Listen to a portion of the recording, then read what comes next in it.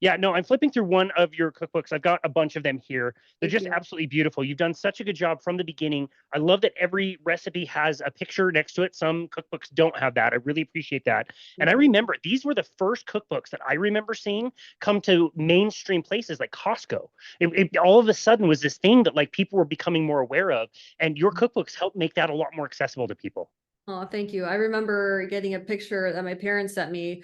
They're down in Florida and they're like, "Oh my gosh, your books are at Costco." And when they were looking at it, someone said, "Oh my gosh, get that. It's really good." And I just think it kind of hit them that I'm not just, some, I don't know, like just their daughter who, like they kind of knew what I did, but to hear like some stranger at Costco be like, "Oh, that's a good book, get it."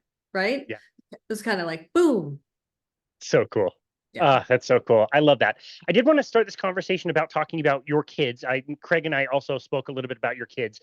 They had the unique opportunity that I certainly didn't have. I don't believe you had. Craig definitely didn't have of eating the proper way and the proper food. And so I love asking parents this question: was it terribly difficult to either start them off the right way from the beginning or transition them in any way away from what most parents would say is impossible? I would love to have my kids eat less sugar, but it's everywhere, so I'm not even going to try.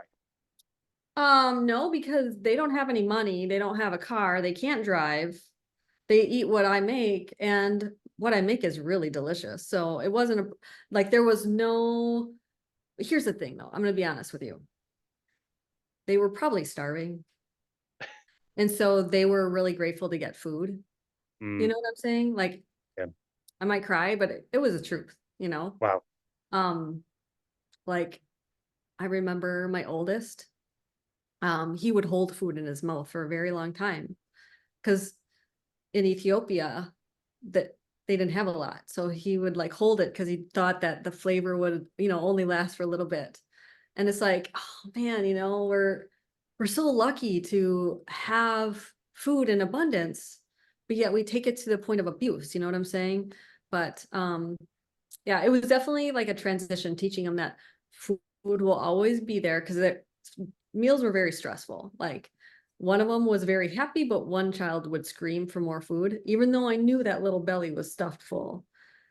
And so, yeah, meals became very stressful for me. But it just took time teaching them that there's always food. There's always food. You don't have to worry about that. So, Well, I was not aware of any of that, Maria. That's pretty emotional. I know your well, children were it adopted, is. but yeah. Yeah. I mean, there's a lot of stories that, people think that it's this like big halo of, wonderfulness. And it's very like, I remember it was just very stressful.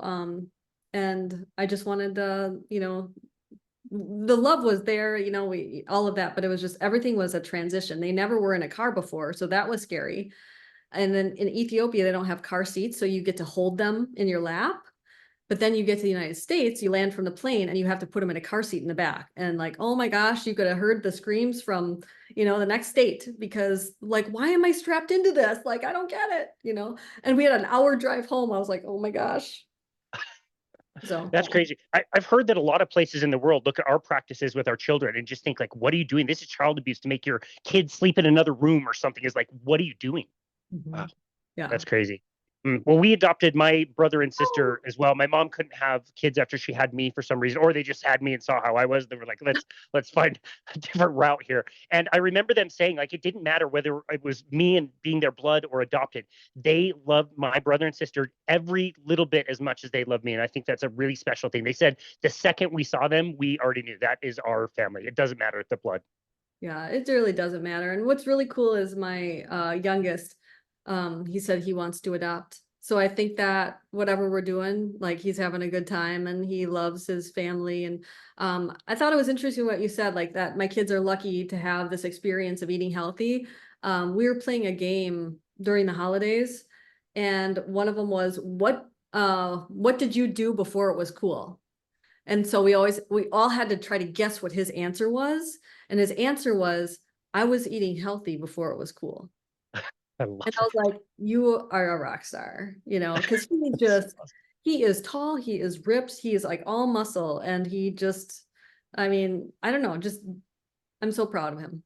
That's amazing. Craig said he just runs all over the football field and just has endless amounts of energy. And just it's the same thing you hear from lots of parents in this space, that like it wasn't as hard as we thought to get them away from the sugar. You give them enough time. I think the kids prefer it. Even if you gave them the option, I think they usually would prefer to eat better and feel better and have their skin be better and their brain work better. Like it just seems like across the board, like this is not only possible, but it is optimal for sure.